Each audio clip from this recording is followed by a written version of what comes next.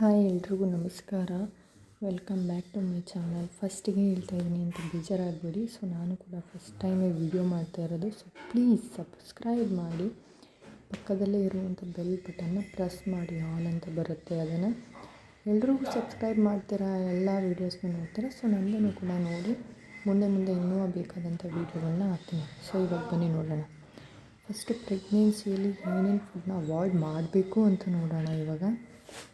So ಎಲ್ಲದನ್ನು ತಿನ್ಕೊಂಡ್ರೆ ನಾವು ನಮ್ಮ ಪಾಪು ಹೆಲ್ತ್ ಏನಾಗುತ್ತೆ, ಹಾಳಾಗುತ್ತೆ. ಸೊ ಅಬಾರ್ಟ್ ಆಗೋ ಚಾನ್ಸಸ್ ಕೂಡ ತುಂಬಾ ಇರುತ್ತೆ.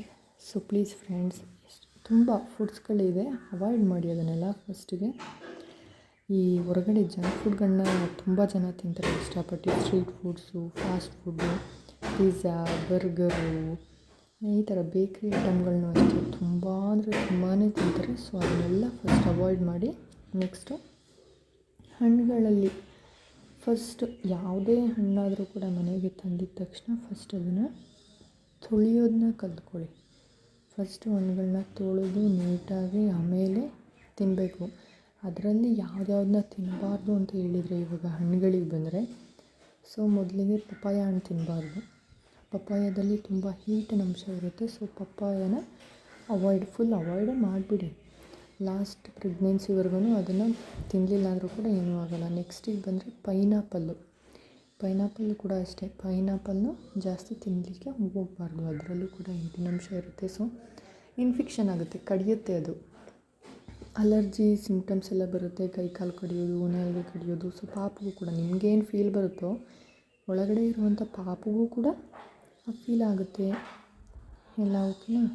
ಸೊ ಇದನ್ನೆಲ್ಲ ಅವಾಯ್ಡ್ ಮಾಡ್ಕೊಂಬನ್ನಿ. ನೆಕ್ಸ್ಟು ಈ ಸ್ವೀಟ್ ಐಟಮ್ಸು ಜಾಸ್ತಿ, ಅದು ಕೂಡ ಅವಾಯ್ಡ್ ಮಾಡಿ. ಜಾಸ್ತಿ ಸ್ವೀಟ್ನೂ ತಿನ್ನಬಾರ್ದು.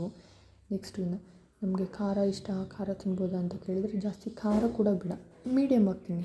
ಜಾಸ್ತಿ ಖಾರ ತಿನ್ನೋದು ಕೂಡ ಒಳ್ಳೆಯದಲ್ಲ, ಮಗು ಹೆಲ್ತ್ಗೆ ಎಫೆಕ್ಟ್ ಆಗುತ್ತೆ. ಓಕೆನಾ? ನೆಕ್ಸ್ಟಿಗೆ ಬಂದರೆ ಇನ್ನು ರಾ ಮೆಟೀರಿಯಲ್ಗಳು ಜಾಸ್ತಿ, ಏನು ಮೊಟ್ಟೆ, ಹಸಿ ಮೊಟ್ಟೆ ಕುಡಿಯೋರು ತುಂಬ ಜನ ಇರ್ತಾರೆ. ಸೊ ಹಸಿ ಮೊಟ್ಟೆ ತಿನ್ನೋದನ್ನ ಅವಾಯ್ಡ್ ಮಾಡಿ. ನೆಕ್ಸ್ಟು ಇನ್ನು ಆಲ್ಕೋಹಾಲ್ ಜಾಸ್ತಿ ಯಾರು ಕುಡಿಯೋಲ್ಲ ಅಂತ ಅನ್ಕೋತೀನಿ. ಅಣಬೆ ಕೂಡ ಅಷ್ಟೇ, ಅಣಬೆನೂ ಕೂಡ ಜಾಸ್ತಿ ತಿನ್ನಬಾರ್ದು, ಅದನ್ನು ಕೂಡ ಅವಾಯ್ಡ್ ಮಾಡಿ. ಮೊಟ್ಟೆನ ಚೆನ್ನಾಗಿ ಬೇಯಿಸಿ ತಿಂದಷ್ಟು ನಮಗೂ ಒಳ್ಳೆಯದು. ಸೊ ಮಗು ಹೆಲ್ತ್ಗೂ ಕೂಡ ಅದು ತುಂಬಾ ಒಳ್ಳೆಯದು ಫ್ರೆಂಡ್ಸ್. ಯಾಕೆ ಹೇಳ್ತೀನಿ ಮೊಟ್ಟೆ ತಿನ್ನೋದು ಒಳ್ಳೆಯದು ಅಂತ ಅಂದರೆ, ನನ್ನ ಪ್ರೆಗ್ನೆನ್ಸಿನಲ್ಲಿ ನಮ್ಮ ಅಪ್ಪ ತುಂಬ ಹೇಳೋರು ಮೊಟ್ಟೆ ತಿನ್ನು ಅಂತ. ಸೊ 3 ಮೊಟ್ಟೆ ತಿನ್ನಲೇಬೇಕು ಅಂತ ಫಿಕ್ಸ್ ಮಾಡಿಬಿಟ್ಟಿದ್ರು ನನಗೆ. ಸೊ ಬೆಳಗ್ಗೆ ಒಂದು, ಮಧ್ಯಾಹ್ನ ಒಂದು, ಸಂಜೆ ಒಂದು, 3 ಟೈಮು ಕೂಡ ಬೇಯಿಸಿ ತಿಂತಾಯಿದ್ದೆ ನಾನು. ಆಫ್-ಆಯಿಲು, ಆಮ್ಲೆಟು ಇದೆಲ್ಲ ಹಾಕೋತಿರಲಿಲ್ಲ, ಚೆನ್ನಾಗಿ ಬೇಯಿಸಿ ದಿನಕ್ಕೆ 3 ಮೊಟ್ಟೆ ಪಕ್ಕ ತಿಂತಾ ಇದ್ದೆ ನಾನು. ಸೊ ನಿಮಗೆ 3 ಆಗಲಿಲ್ಲ ಅಂದರೆ ಅಟ್ಲೀಸ್ಟ್ 2, ಇಲ್ಲ ಬೇಡ ನಾವು 1 ತಿಂತೀನಿ ಅಂದರೆ ದಿನಕ್ಕೆ 1 ಮೊಟ್ಟೆ ತಿನ್ನಿ. ಪಾಪು ತುಂಬ ಚೆನ್ನಾಗಿ ಗ್ರೋ ಆಗುತ್ತೆ, ಹೆಲ್ತು ತುಂಬ ಒಳ್ಳೆಯದು ಮೊಟ್ಟೆ ತಿನ್ನೋದ್ರಿಂದ. ಸೊ ಮೊಟ್ಟೆನ ಮಿಸ್ ಮಾಡ್ದಲೇ ಡೈಲಿ ಒಂದೊಂದು ತಿನ್ನಲೇಬೇಕು. ಆ್ಯಂಡ್ ಎಷ್ಟೋ ಜನಕ್ಕೆ ವಾಮಿಟಿಂಗ್ ಆಗುತ್ತೆ ಸ್ಟಾರ್ಟಿಂಗಿಂದನೇ. ತುಂಬ ಏನೇನಾದರೂ ತಿಂದರೂ ವಾಮಿಟಿಂಗ್ ಆಗುತ್ತೆ. ನನಗೂ ಸ್ವಲ್ಪ ಹಾಗಾಯಿತು. ಏನು ನನಗೆ ಬೇರೆದೆಲ್ಲ ತಿಂದರೆ ಅಷ್ಟು ಆಗ್ತಿರಲಿಲ್ಲ. ಹಾಲು ಕುಡಿದ್ರೆ ಒಂದೇ ಒಂದು ಸೆಕೆಂಡ್ ಕೂಡ ಹಾಲು ನನಗೆ ಆಗ್ತಾ ಇರಲಿಲ್ಲ. ನಾನು ವಾಮಿಟ್ ಮಾಡಿಬಿಡ್ತಿದ್ದೆ. ಫಸ್ಟ್ ಮತ್ತು ಸೆಕೆಂಡ್ ಮಂತಲ್ಲಿ ನಾನು ಹಾಲನ್ನೇ ಕುಡ್ದಿಲ್ಲ ಫ್ರೆಂಡ್ಸ್. ಸೊ ನೀವು ನೋಡ್ಬೋದು, ನಿಮಗೆ ಯಾವ ಆಹಾರ ಆಗಲ್ಲ ಅದನ್ನು ನೀವು ಬಿಡ್ಬೋದು. ನೆಕ್ಸ್ಟು ತರಕಾರಿಗಳಿಗೆ ಅಂತ ಬಂದರೆ, ಈಗ ತರಕಾರಿಗಳಲ್ಲೇನು ಬದನೆಕಾಯಿ ಕೂಡ ಅಲರ್ಜಿ. ಅದು ಕೂಡ ದಪ್ಪ ಬದನೆಕಾಯಿ ಆಗಿರ್ಬೋದು, ಇಲ್ಲ ಮಾಮೂಲಿ ಬದನೆಕಾಯಿ, ಅದೆಲ್ಲ ಕೂಡ ತಿನ್ನಲಿಕ್ಕೆ ಹೋಗಬಾರ್ದು ಜಾಸ್ತಿ. ಬದನೆಕಾಯಿನೂ ಕೂಡ ಅವಾಯ್ಡ್ ಮಾಡಿ. ನೆಕ್ಸ್ಟ್ ಬಂದರೆ ಫಿಶ್ ತಿಂದರೆ ಹೆಲ್ತಿಗೆ ತುಂಬ ಒಳ್ಳೆಯದು, ಆದರೂ ಕೂಡ ಅವಾಯ್ಡ್ ಮಾಡಿದ್ರೆ. ಫಿಶ್ ಅಂತ ಬಂದರೆ ಫಿಶ್ ತಿನ್ನೋದು ತುಂಬಾ ಒಳ್ಳೆಯದು, ಮೈಂಡ್ ಕೂಡ ಚುರುಕಾಗುತ್ತೆ ಅಂತ ಎಲ್ಲ ಹೇಳ್ತಾರೆ. ಬಟ್ 6th ಮಂತ್ವರೆಗೆ ಸ್ವಲ್ಪ ಅವಾಯ್ಡ್ ಮಾಡಿದ್ರೇ ತುಂಬಾ ಒಳ್ಳೆಯದು.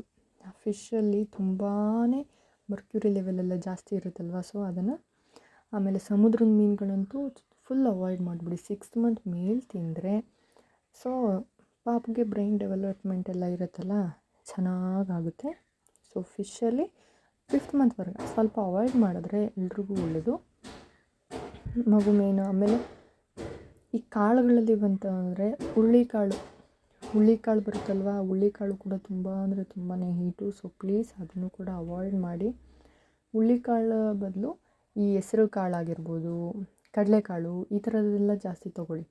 ಮೊಳಕೆ ಕಟ್ಟಿ ಹಸಿದು ಅಂದರೆ ಹಸಿದೆಲ್ಲ ಬೇಯಿಸ್ಕೊಂಡು ಚೆನ್ನಾಗಿ ತಿನ್ನಬೇಕು. ರಾನ ಏನೂ ತಿನ್ನಬಾರ್ದು. ಮಾಂಸ ಆಗಲಿ, ಮೊಟ್ಟೆ ಆಗಲಿ, ಕಾಳಾಗಲಿ, ಸೊಪ್ಪಾಗಲಿ ಯಾವುದನ್ನು ಕೂಡ ತಿನ್ಬಿಡಿ. ಯಾವುದೇ ಆದರೂ ಚೆನ್ನಾಗಿ ಬೇಯಿಸಿ ಆಮೇಲೆ ತಿನ್ನೋದ್ರಿಂದ ಸೊ ಪಾಪು ಹೆಲ್ತು ಕೂಡ ಚೆನ್ನಾಗಿರುತ್ತೆ.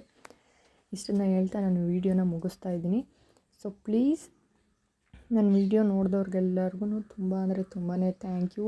ಪ್ಲೀಸ್ ಸಬ್ಸ್ಕ್ರೈಬ್ ಮಾಡಿ. ನಿಮ್ಮನೇಲಿ ಯಾರು ಪ್ರೆಗ್ನೆಂಟ್ ಇಲ್ಲ ಅಂತ ಅಂದರೆ ನಿಮ್ಮ ಅಕ್ಕಪಕ್ಕದಲ್ಲಾದರೂ ಇರ್ತಾರೆ, ಅವರಿಗೆ ಶೇರ್ ಮಾಡಿ, ಅವ್ರಿಗೆ ಹೆಲ್ಪ್ ಆಗುತ್ತೆ. ಇಷ್ಟನ್ನೇ ನಾನು ಹೇಳೋದು. ಸೊ ಎಲ್ರಿಗೂ ಒಂದೊಂದು ಲೈಕು ಸಬ್ಸ್ಕ್ರೈಬ್ ಎಲ್ಲ ಮಾಡ್ತೀರಾ. ನನಗೇನು ಲೈಕ್ ಕೊಡಿ ಅಂತಲೇ ನಾನೇನು ಕೇಳಲ್ಲ, ಸಬ್ಸ್ಕ್ರೈಬ್ ಆದರೂ ಮಾಡಿ ಪ್ಲೀಸ್. ಫುಲ್ ವೀಡಿಯೋ ನೋಡೋರಿಗೆಲ್ಲರಿಗೂ ತುಂಬಾ ಥ್ಯಾಂಕ್ ಯು.